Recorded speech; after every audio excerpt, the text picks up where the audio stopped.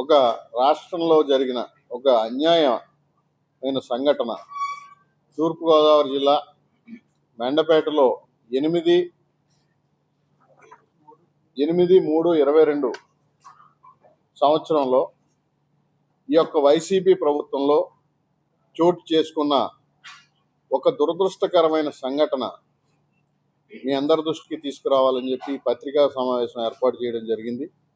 అలాగే ఈ పత్రికా సమావేశానికి ఎవరైతే బాధిత కుటుంబం ఉన్నారో ప్రగడ రాంబాబు గారు, ప్రగడ కుమారి గారు, ప్రగడ వెంకటేష్ గారు, ప్రగడ సతీష్ వారి కుటుంబ సభ్యులు అందరూ కూడా ఈరోజు ఈ యొక్క పత్రికా సమావేశానికి ఏర్పాటు రావడం జరిగింది. ఈ యొక్క పత్రికా సమావేశానికి ముఖ్య కారణం 8/3/22 సంవత్సరంలో ప్రగడ కృష్ణ భగవాన్ అనే ఈ యువకుడు స్థానికంగా వాళ్ళ ఇంటి దగ్గరలోనే ఉన్న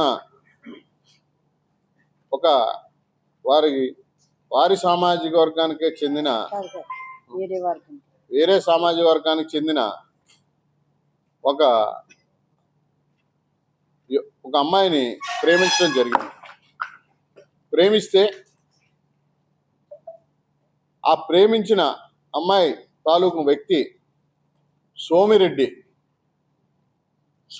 అనే వ్యక్తి, సత్తి సోమిరెడ్డి వ్యక్తి వైష్ణవి కాలేజ్ ప్రిన్సిపాల్. అతను మెండపేటలో ఉన్న వైష్ణవి కాలేజ్ యొక్క ప్రిన్సిపాల్. ఈ అబ్బాయి ప్రేమించాడని చెప్పి ఆ రోజు ఉన్నట్టు అక్కడ డిఎస్పీగా ఉన్నటువంటి బి బాలచంద్రారెడ్డి అని ఒక డిఎస్పీ, ఒక దుర్మార్గమైన డిఎస్పీ ఆ రోజు అక్కడ ఉన్నాడు.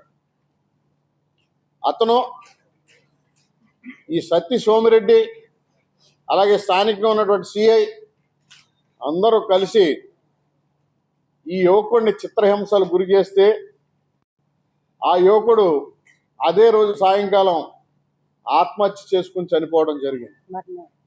మరుసటి రోజు ఆ ఆత్మహత్య చేసుకున్న సంఘటనలో మేమందరం తీసుకెళ్ళి మా మెండపేట పట్టణంలో ఏదైతే కలపూ సెంటర్ ఉందో ఆ కలపూ సెంటర్లో విగ్రహాన్ని పెట్టి ఆ యొక్క డెడ్ బాడీని పెట్టి వారి మీద చర్య తీసుకోమని మేము అప్పుడు డిమాండ్ చేస్తే ఆ రోజు ఉన్నటువంటి డిఎస్పీ బాలచంద్రారెడ్డి మా అందరిపైన కేసులు కట్టి, మాతో పాటు 100 మంది కాపు యువకులపై కేసులు కట్టి వారందరినీ కూడా నిర్బంధించి, మమ్మల్ని అందరినీ ఒక గదిలో పెట్టి నిర్బంధించి ఆ యొక్క డెడ్ బాడీని ఆ రోజు పోస్ట్ మార్టం తరలించడం జరిగింది. ఆ రోజు మా మెండపేట నియోజకవర్గంలో వైసీపీ పార్టీ తరఫున మండలి, ఈరోజు శాసన మండలి సభ్యుడిగా ఉన్నటువంటి తోట త్రిమూర్తులు గారు అక్కడ ఎమ్మెల్సీగా ఏదైతే నియోజకవర్గ ఇన్ఛార్జిగా కూడా కొనసాగడం జరిగింది. ఆ రోజు కనీసం తోట త్రిమూర్తులు అనే వ్యక్తి ఈ యొక్క సోదరుల్ని పరామర్శించడం కానీ, ఈ కాపు కుటుంబానికి చెందిన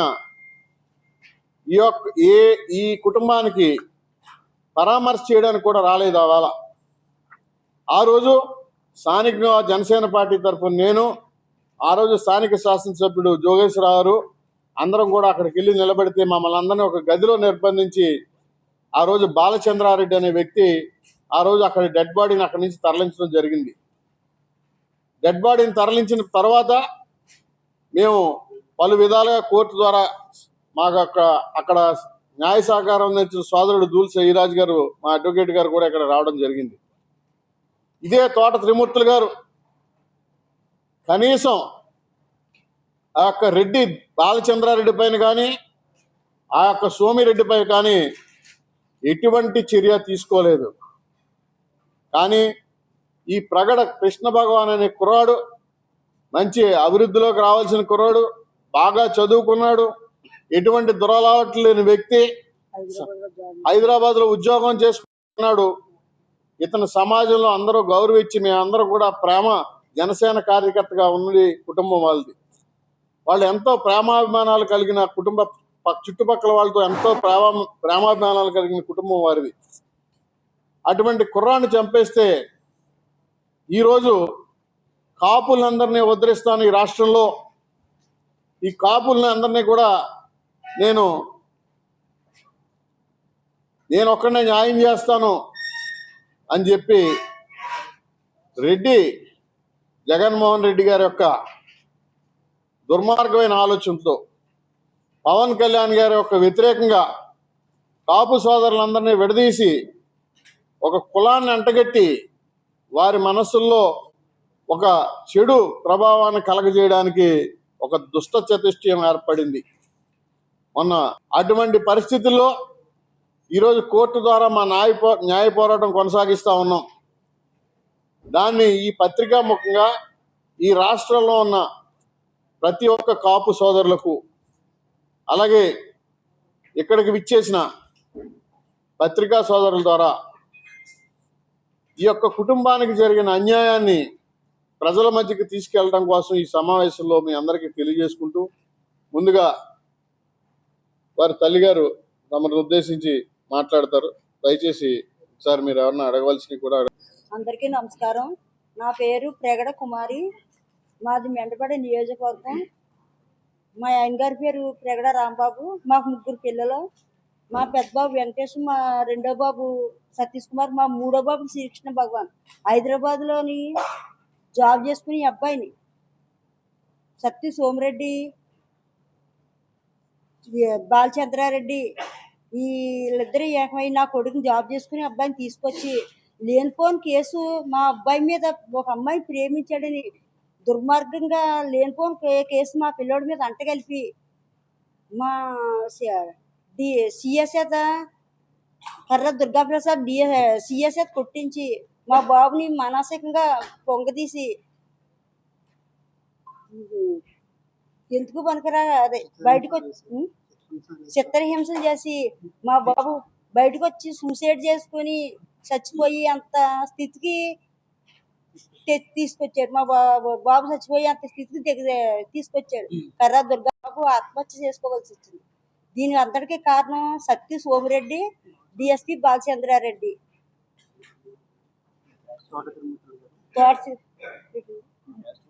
మాది కాపు, మేము కాపు నియోజకవర్గం. మేము ఓసీ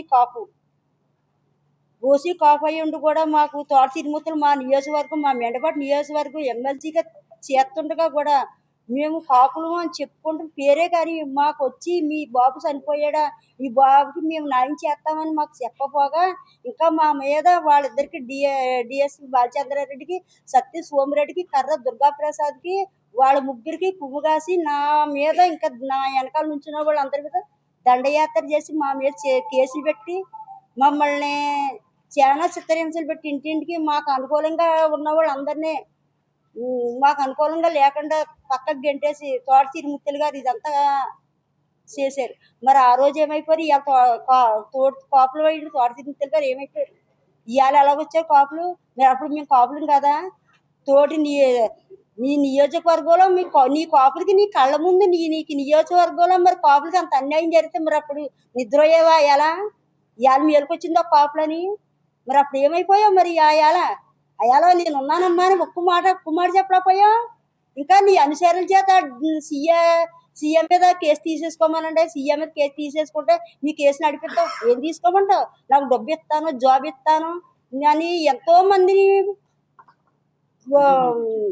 అనుచరులను పంపించి కేసు ఇస్తాను, డబ్బు ఇస్తాను, జాబ్ పంపించాడు. మాకు జాబు వద్దు, డబ్బు వద్దు, నాకు బిడ్డే కావాలి, నా బిడ్డని తెచ్చియ్యి అని మా ఊరు నేను ఎంతో పోరాడావు. మరి అయాల నా ఇంటికి వచ్చి నేనున్నానమ్మా అని భరోసా ఇవ్వలేను అడివి, నీ కళ్ళ ముందే నీ యొక్క నియోజకవర్గంలోనే నేనున్నానమ్మా అని భరోసా ఇవ్వలేను అడివి, మరి ఇవాళ కాపులు అని చెప్పడం నీకు సిగ్గు అనిపిస్తలేదా?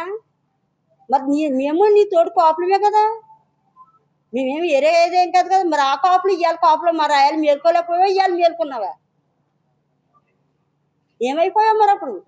మరి ఇప్పుడు డిఎస్పి బాలచంద్రారెడ్డి చెప్తాడా, సత్య సోమిరెడ్డి చెప్తాడా, కర్ర దుర్గా చెప్తాడా, లేకపోతే మీ అందరికీ నడిపించి జగన్మోహన్ రెడ్డి చెప్తాడా? నా కొడుకుని ఎవరు ఇప్పిస్తారు? నా కొడుకుని నాకు ఇప్పించండి, ఎవరు ఇప్పిస్తారు? మరి నాకు బాధే కదా నా బిడ్డ గురించి.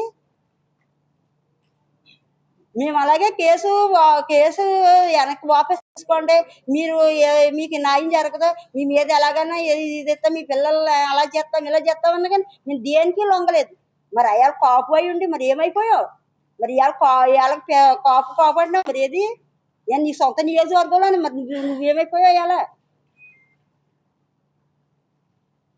మరి ఎవరు తీసుకొస్తారు? నా బిడ్డను తీసుకొచ్చి సత్య సోమిరెడ్డి తెస్తాడా, కర్ర దుర్గాప్రసాద్ తెస్తాడా, DSP Balachandra Reddy, Ramachandrapuram DSP Balachandra Reddy DSP తెస్తాడా, లేకపోతే మీ అందరినీ నడిపించి జగన్మోహన్ రెడ్డి తెస్తాడా? నా బిడ్డ నాకు తెచ్చి చెప్పండి, ఎవరు తెచ్చినా సరే నాకు అదే కావాలి. మీ అందరికీ నమస్కారం, నా బిడ్డ నాకు కావాలి. మాది రామచంద్రపురం నియోజకవర్గం. నేను జనసేన పార్టీ ఇన్ఛార్జ్ పోల్చెట్టి చంద్రశేఖర్. మీ అందరికీ తెలుసు, మొన్న 21వ తారీఖుని రాష్ట్ర వ్యాప్తంగా ఉన్న వైసీపీ కాపు నాయకులు అని చెప్పేసి బొత్స సత్యనారాయణ గారు కానీ, కురసాల కన్నబాబు గారు, అదేవిధంగా అమ్మటి రాంబాబు గారు, మరి కొంతమంది మేము వైసీపీ కాపులు అని చెప్పేసి ద్రాక్షారంలో దగ్గరలో ఉన్న వెంకటాయపాలెంలో తిమ్మత్రి గారి ఊర్లో ఒక మీటింగ్ పెట్టడం జరిగింది. అయితే దాని సారాంశం వాళ్ళందరూ కూడా ముఖ్యంగా దాన్ని పెట్టడానికి కారణం ఏంటంటే, మా పవన్ కళ్యాణ్ గారిని ఒక కులానికి పరిమితం చేయాలనే ఆలోచనతో అక్కడ మీటింగ్ పెట్టడం జరిగింది. పవన్ కళ్యాణ్ గారు మీ అందరికీ తెలుసు, అందరి వాడు. ఒక అంబేద్కర్కి కానీ, ఒక అల్లూరి సీతారామరాజుకి కానీ, ఒక భగత్ సింగ్ కానీ, సుభాష్ చంద్రబోస్కి కానీ వాళ్ళకి కులాలు ఏ విధంగా వర్తించవో అదేవిధంగా మన ఆంధ్రాలో మన పవన్ కళ్యాణ్ గారికి కూడా ఆయన ఏ కులం, నేను ఫలానా కులం అని చెప్పేసి కులాలు ఎట్టి పరిస్థితుల్లో కూడా ఆయనకి పనిచేయవు.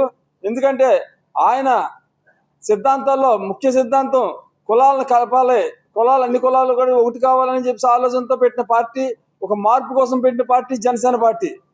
కాబట్టి ఆయన ఏదో మన కాపులందరినీ కూడా తప్పుదారి పట్టించి దాన్ని వాళ్ళ రాజకీయ లబ్ధి కోసం వైసీపీ ఆడుతున్న గేమ్లో భాగంగా ఆ ద్రాక్షారం దగ్గర అక్కడ పెట్టారు తప్ప మరి ఏది కాదని చెప్పేసి ఖచ్చితంగా మేము అందరం చెప్పగలదు. అదేవిధంగా మన ఈయన బూత్ పంచాంగం ఇప్పే మన పేర్ని నాని గారు, ఆయనకు ప్రత్యేకంగా ఒక మంత్రి పదవి ఇచ్చాడు జగన్మోహన్ రెడ్డి. దేని గురించి ఇచ్చాడంటే, ఎప్పుడు కూడా పవన్ కళ్యాణ్ గారిని బూతులు తిట్టడం కోసం ఇచ్చిన మినిస్ట్రీ మన పేర్ని నాని గారికి. వంగాగీత గారు ఉన్నారంటే మీకు తెలుసు, వంగాగీత గారు మన చంద్రశేఖర్ రెడ్డి పక్క నుండి చంద్రశేఖర్ రెడ్డి బూతులు తిడుతుంటే పక్క నుంచి ఏమి మాట్లాడుకుంటున్న వ్యక్తి మన వంగాగీత గారు. అలాంటి వ్యక్తి ఈ రోజు వచ్చి మా పవన్ కళ్యాణ్ గారి గురించి మాట్లాడటం అనేది చాలా హాస్యాస్పదంగా ఉంది.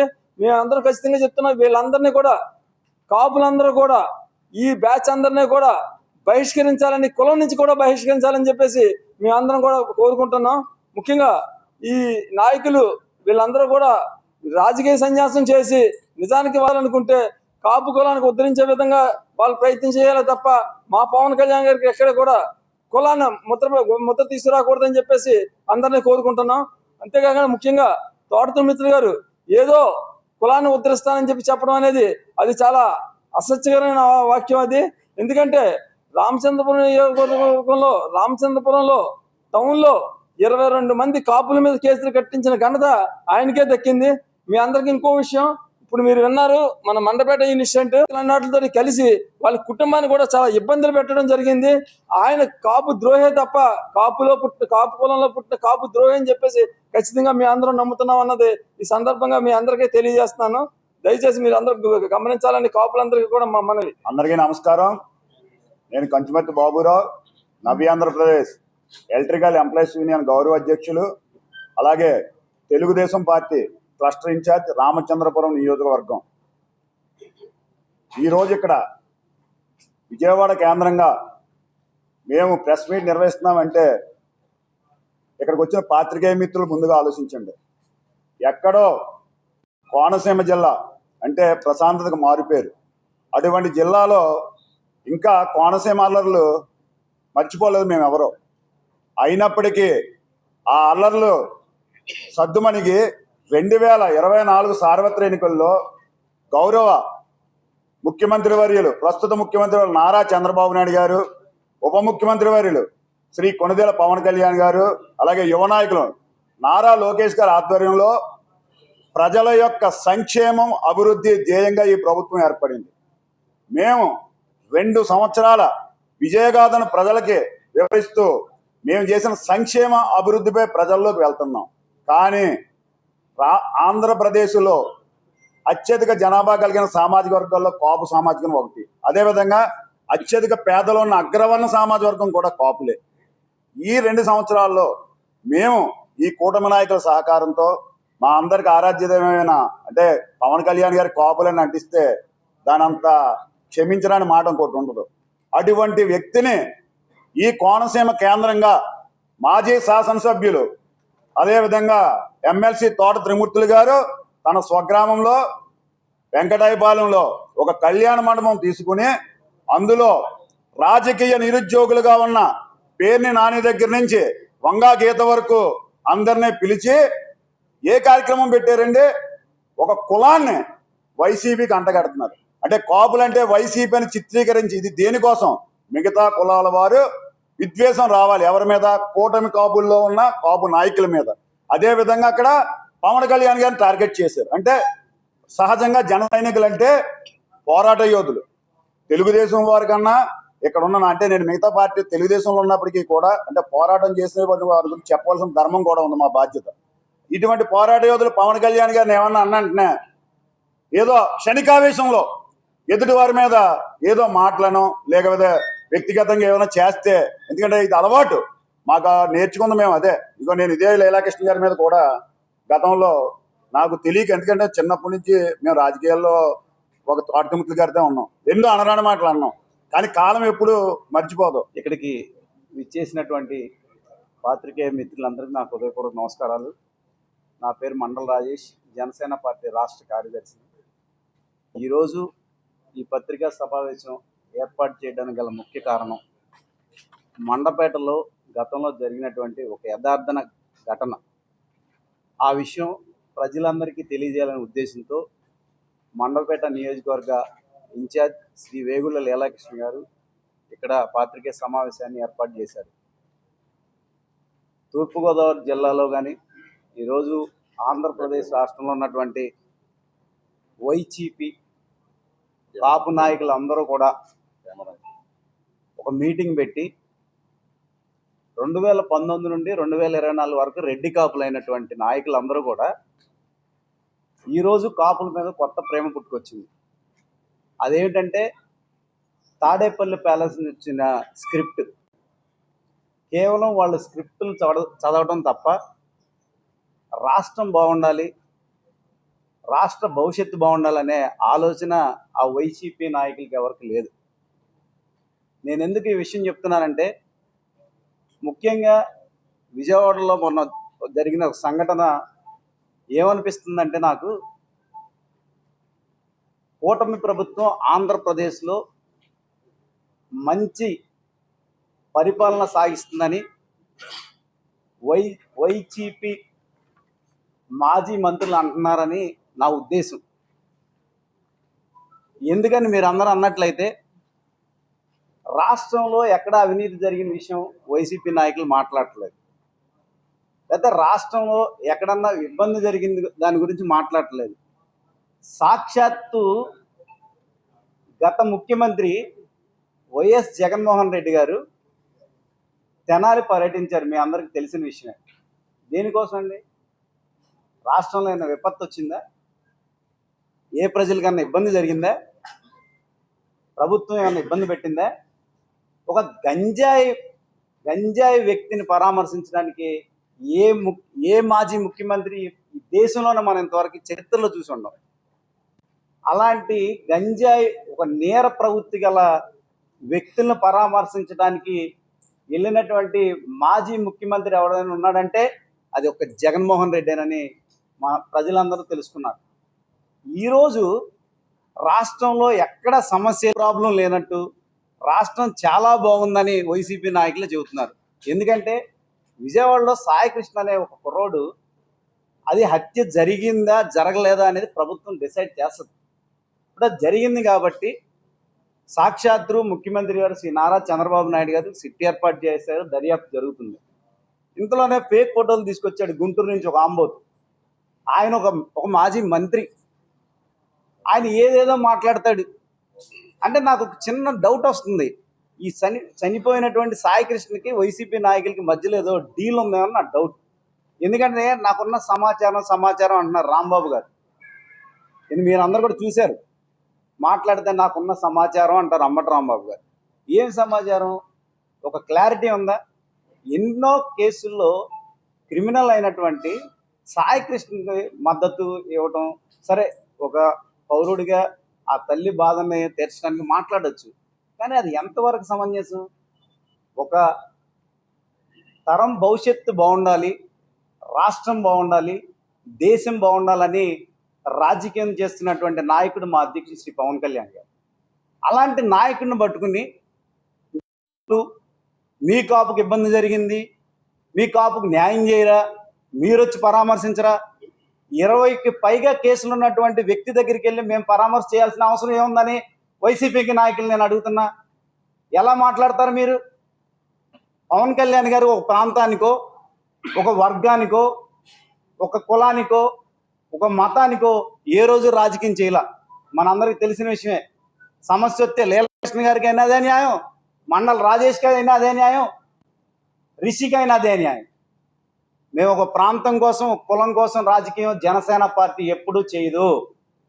ముఖ్యంగా వైసీపీ నాయకులు నేను ఒకటే అడుగుతున్నా, 2019 నుంచి 24లో రెడ్డి కాపులైన మీరు ఈరోజు కాపుల మీద కొత్తగా ప్రేమ ఎందుకు వచ్చింది మీకు? దానికి సమాధానం చెప్పాల్సిన అవసరం ఎంత? బొత్స గారు మాట్లాడతాడు, ఏదో అన్నాడు. మన ఒకటి క్లారిటీ ఇవ్వండి.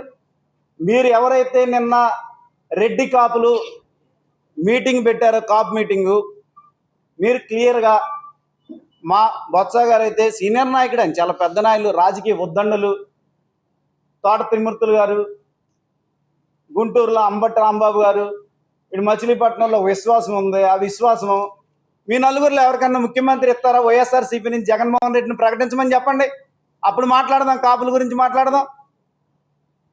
ఒక కాపు నాయకుడిగా జనసేన పార్టీ అధ్యక్షుడు శ్రీ పవన్ కళ్యాణ్ గారికి మాత్రం ఆపాదించవద్దు. మేము రాష్ట్రం బాగుండాలి, రాష్ట్ర ప్రజలు బాగుండాలి, రాష్ట్ర అభివృద్ధిలో ఉండాలి, అందరికీ న్యాయం జరగాలనే ఉద్దేశంతో రాజకీయం చేస్తున్నటువంటి పార్టీ జనసేన పార్టీ. అదొకసారి అందరూ గుర్తుంచుకోవాలి. మరొక్కసారి ఏదైనా కాపు మీటింగ్లు పెట్టేలకైతే మీ వ్యక్తిగతంగా మీ యొక్క వారసుల్ని రాజకీయాల్లో మళ్ళీ ఏదైనా శాసనసభ్యుల్ని పోటీ చేద్దాం అనే దానికోసం మీరు కాపు మీటింగ్లు పెడుతున్నారు తప్ప ఏ ఒక్క కాపు మాత్రం మీరు మీటింగ్లు పెట్టట్లేదని రాష్ట్రంలో ఉన్న ప్రతి ఒక్కళ్ళు అనుకుంటున్నారు, ఒక కాపులే కాదు. నిన్న తోట తిమ్మతులు గారు అంటారు, పంతో నానాజీ గారి దగ్గరికి వచ్చి నేను పోటీ చేస్తానంటారు. అరే బాబు, 175 నియోజకవర్గాల్లో మీకు నచ్చిన దగ్గర పోటీ చేసాక 11 పరిమితం అయ్యారు. మీకు నచ్చిన దగ్గరేగా పోటీ చేసింది, 11కి పరిమితం అయ్యారు. మళ్ళీ సిగ్గు లేకుండా మేము అక్కడ పోటీ చేస్తా, ఇక్కడ పోటీ చేస్తా అంటారు. మళ్ళా ఇండిపెండెంట్గా పోటీ చేస్తాడంట. అంటే వైసీపీ మీద పోటీ సింబల్తో గెలవలేమని నాకు క్లారిటీ ఉంది. తోట తిమ్మతులు గారికి ఆల్రెడీ క్లారిటీ ఉంది. ఇప్పుడు మీరు మాట్లాడేటప్పుడు మీరు ఒకటైతే గుర్తుపెట్టుకోండి, వైసీపీ నాయకులు ప్రతి ఒక్కరికి నేను చెప్పేది ఒకటే, కులాలతో రాజకీయం చేద్దామంటే సర్వనాశనం అయిపోతారు. గుర్తుపెట్టుకోండి, కులాలతో రాజకీయం చేద్దాము, కూటమి నుంచి కులాలను విడదీద్దాము, తెలుగు పార్టీకి జనసేన పార్టీకి మధ్యలో కుంపట్లు పెడదాము, ఈ ఆలోచన మానేయండి. రాష్ట్ర భవిష్యత్తు గురించి ఆలోచించండి. లేదు నారా చంద్రబాబు నాయుడు గారి నాయకత్వంలో ప్రాబ్లమ్స్ ఉంటే మాట్లాడండి, మేము వింటాం. లేదు మా ఉప ముఖ్యమంత్రి శ్రీ కొణిదెల పవన్ కళ్యాణ్ గారు ఆయన శాఖల్లో తప్పులు ఉంటే ప్రశ్నించండి, మాట్లాడదాం. అంతేగాని పద్ధతి లేకుండా మీరు చాలా పెద్ద మనుషులు, రాజకీయంగా ఉద్దండులు.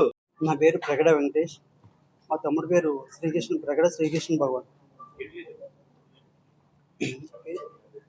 నా పేరు ప్రగడ వెంకటేష్, మా తమ్ముడు పేరు ప్రగడ శ్రీకృష్ణ భగవాన్.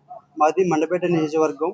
మాది కాపు సామాజిక వర్గం చెందిన మాది క్యాస్ట్ కాపు.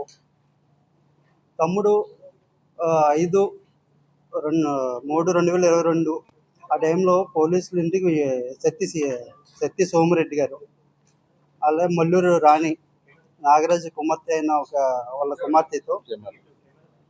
కుమార్తెతో తమ్ముడు వాళ్ళిద్దరికి ఇద్దరు ప్రేమించుకున్నారు. ప్రేమించుకొని ఇరు కుటుంబాలు కూడా ఒకే చేసుకున్నాం. తమ్ముడు ఏంటంటే సత్య సోమిరెడ్డి అనే వ్యక్తి మల్లూరు రాణితో అక్రమ సంబంధం పెట్టుకొని అదే ఇంట్లో ఉండేవాడు. తమ్ముడు హైదరాబాద్లో జాబ్ చేసుకుంటూ వచ్చి వెళ్ళేవాడు.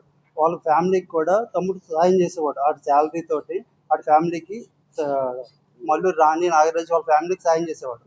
అక్రమ సంబంధం ఉన్న సత్య సోమిరెడ్డితో తమ్ముడు ఒకసారి చూసి సత్య సోమిరెడ్డి వీడొద్దు, వీడిని వదిలించుకుందాం, ఏదో విధంగా వీడిని ఏదో ఒకటి చేద్దాం అని చెప్పి 2-3 సార్లు బెదిరించాడు తమ్ముడిని. అయినా సరే తమ్ముడు వినకపోవడంతో నాకు ఆ అమ్మాయి కావాలి, నేను పోషించాను, 3 సంవత్సరాలు ఫ్యామిలీని పోషించాను, ఆ పిల్లల్ని చదివిస్తున్నా, మొత్తం అమౌంట్ పెట్టుకున్నది నేనే అంటే వినకపోవడంతో సరే నాకు సిఏ తెలుసు, డీసీపీ తెలుసు, నేనేం చేయాలో అది చేస్తామని చెప్పేసి ఒక సత్య సోమిరెడ్డి అన్న వ్యక్తి తమ్ముడిని హైదరాబాద్లో జాబ్ చేసుకుంటున్న వ్యక్తిని పిలిపించి 8:30 వరకు సిఏ కర్ర దుర్గాప్రసాద్ గారు ఆయనకి డబ్బులు ఇచ్చి పొద్దున్నుంచి ఈవినింగ్ వరకు చిత్రహింసలు చేసి మానసికంగా శారీరకంగా చిత్రహింసలు చేస్తే తమ్ముడు నా దగ్గర సాక్ష్యాలు ఉన్నాయి, నేను అమ్మాయిని పోషించుకున్న వాళ్ళ ఇంటికి నేను అమౌంట్ ఇచ్చాను ఆయన చెప్పినా సరే వినకపోవడంతో ఓన్లీ రెట్ల బలంతో ఆ రోజు సిఐ గారు వినలేదు. అక్కడ తమ్ముడు ఏం చేశాడంటే నేను ఎంత అవమానం పడ్డాను, ఎంత పోషించాను వాళ్ళ ఫ్యామిలీని, అయినా సరే నా మాట వినలేదు అని చెప్పేసి 8/3/2022 ఆ టైంలో 3:30 ఆ టైంకి మా పొలంలో ఊరేసుకుని చనిపోవడం జరిగింది. అదే రోజు మండపేట నియోజకవర్గంలో ధర్నా చేస్తున్న మేము మొత్తం మాతో పాటు 800 మంది ధర్నా చేశారు. దేనికంటే వచ్చిన వాళ్ళందరూ కూడా అన్యాయం జరిగింది, ఇది సత్య సోమిరెడ్డి వల్ల ఒక కుటుంబంలో ఒక అన్యాయం జరిగిందని చెప్పేసి కొన్ని 100 మంది వచ్చి ధర్నా చేస్తే ఆ రోజు తోట తిరుమతులు గారు కానీ ఒక్కరోజు కూడా ఆ రోజు రాకపోవడం కానీ ఫోన్ చేసడం కానీ ఏమీ జరగలేదు. ఆ రోజు లోకేష్ గారు ఫోన్ చేసి మీకు మేము అండగా ఉన్నాం, మీకు భరోసా ఇస్తున్నా, మీకు న్యాయంగా మేము ఉంటామని చెప్పేసి ఆ రోజు మాతో మాట్లాడడం జరిగింది. అయినా సరే తోట తిరుమతులు గారు కూడా ఎప్పుడు కూడా మేము ఉన్నాం, మీకు అన్యాయం జరిగింది అని చెప్పేసి ఎప్పుడు రాలే. ఆయన ఎప్పుడు కూడా డీసీపీ సత్య సోమిరెడ్డిని సిఏ దుర్గాప్రసాద్ని కాపాడుకోవడానికి ప్రయత్నం చేశాడు తప్ప మీకు అన్యాయం జరిగింది కాబట్టి మన కాపు కులంలో ఇంత అన్యాయం జరిగింది కాబట్టి మీకు మేము అండగా ఉంటామని చెప్పేసి ఏ రోజు కూడా రాలే. అదే రోజు డబ్బులు తీసుకోండి, కేసు సిఏ పేరు మీద కేసు తీసేయండి, సత్య సోమిరెడ్డి మీద కేసు తీసేయండి, 20 మంది 30 మంది మా ఇంటి చుట్టూరు మీకు డబ్బులు ఇస్తాం లేదా గవర్నమెంట్లో ఉద్యోగం ఇస్తామని చెప్పేసి ఎన్నో విధాలుగా ప్రయత్నించినా సరే మేము ఎక్కడ లొంగలేదు. అయినా సరే 150 మంది మీద తోట తిరుమతులు గారు 150 మంది మీద కేసులు పెట్టించారు. ఎందుకు అంటే ఈ సత్య సోమిరెడ్డిని కాపాడుకోవడం కోసం, ఈ కేసుని తీసేయడం కోసం,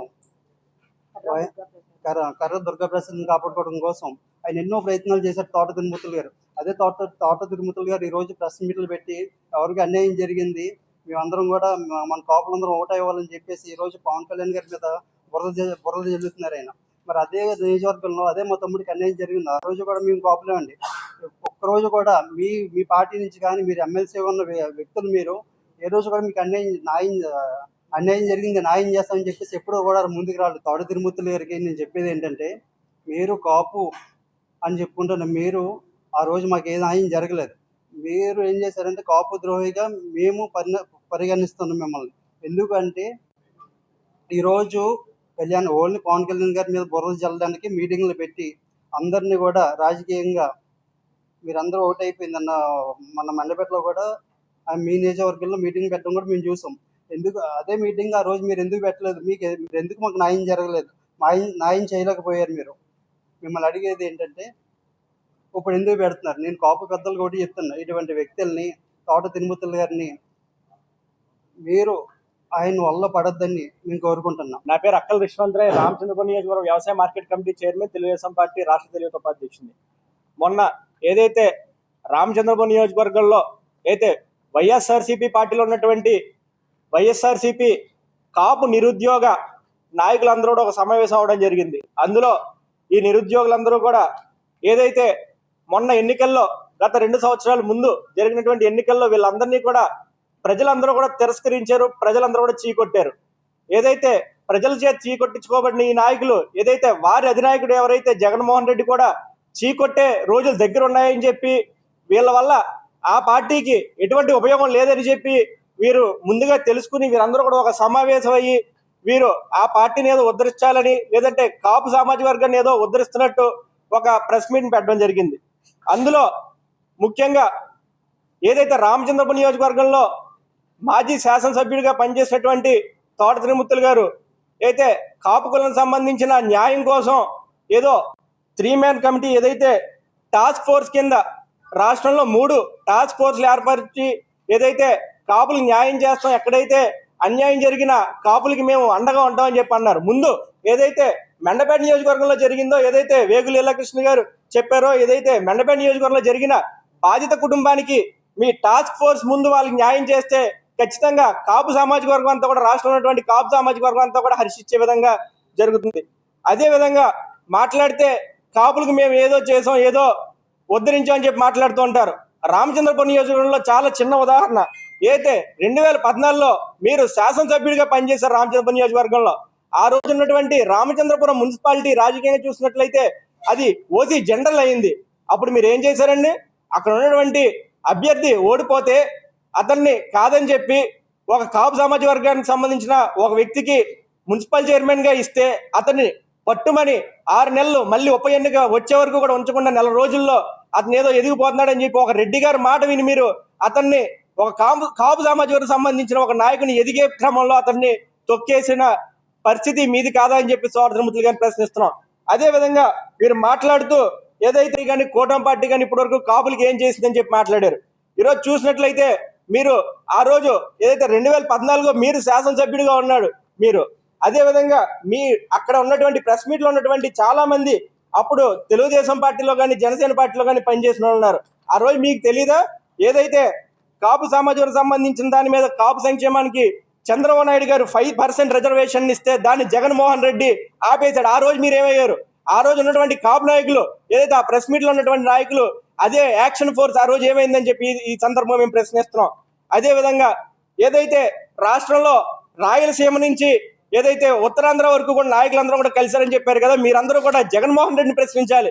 ఏదైతే రాజంపేట సంబంధించిన పార్లమెంట్ నియోజకవర్గం ఉంది, అది ఎప్పుడు కూడా ఒక హిస్టరీలో చూసినట్లయితే ఎప్పుడు కూడా కాపు సామాజిక వర్గం కానీ అక్కడ ఉన్నటువంటి బలిజ సామాజిక వర్గానికి ఎప్పుడు కూడా సీట్లు కేటాయించే పరిస్థితి. కానీ మీరు మీ మిథున్ రెడ్డిని ఎప్పుడు కూడా అక్కడే పోటీ చేపించి ఏదైతే కాపు సామాజిక వర్గాన్ని బలిజ సామాజిక వర్గాన్ని అణిచివేస్తున్న విషయాన్ని మీరు జగన్మోహన్ రెడ్డిని ప్రశ్నించాలి. అదేవిధంగా రాయలసీమ జిల్లా కానీ లేదంటే వెనకబడిన జిల్లాల్లో ఎంతో మంది కాపులకి అన్యాయం జరిగితే ఆ రోజు మీరు ఏం చేశారు? ఈ రోజు కూటమి పార్టీ వచ్చిన తర్వాత, తెలుగుదేశం పార్టీ వచ్చిన తర్వాత, జనసేన పార్టీ, బీజేపీ పార్టీ ఈ కలయికలో ముఖ్యమంత్రి వారు నారా చంద్రబాబు గారు కానీ, పవన్ కళ్యాణ్ గారు కానీ, లేకపోతే లోకేష్ గారు కానీ ఈరోజు కాపు సామాజిక వర్గానికి పెద్దపీట వేసి ఈరోజు అనేక కార్యక్రమాలు, ఈరోజు ఏదైతే విదేశీ విద్య ద్వారా కూడా సుమారు 28 కోట్లతో 1400 మంది విద్యార్థులకు విద్యార్థి దీవెన ఏదైతే కాపు సంక్షేమం ద్వారా కూడా ఇస్తున్నారు. రాను రోజుల్లో కూడా ఏదైతే పెండింగ్ లో ఉన్నటువంటి కాపు భవనాలు కూడా ఈ రోజు నిర్మించి అవన్నీ కూడా పూర్తి చేసే భావం కూడా జరుగుతుంది. కాబట్టి మీరు ఈ దుష్ప్రచారాలను మానుకుని మీరు ఏదైతే మీ యాక్షన్ ఫోర్స్ ద్వారా మీరు అధికారంలో ఉన్నప్పుడు 2019 నుంచి 24 లోపు మీరు అధికారంలో ఉన్నప్పుడు ఎంతో మంది కాపు కుటుంబాలకి, కాపు యువతకి, కాపు మహిళల్ని ఎంతో మందిని మీరు అణిచివేశారు. వాళ్ళందరికీ న్యాయం చేసి అప్పుడు ఇప్పుడు ఉన్నటువంటి ఈ కాపు యువతను కానీ మహిళలను కానీ మీరు ఉద్ధరిద్దరు అని చెప్పి ఈ సందర్భంగా తెలియజేస్తున్నాను.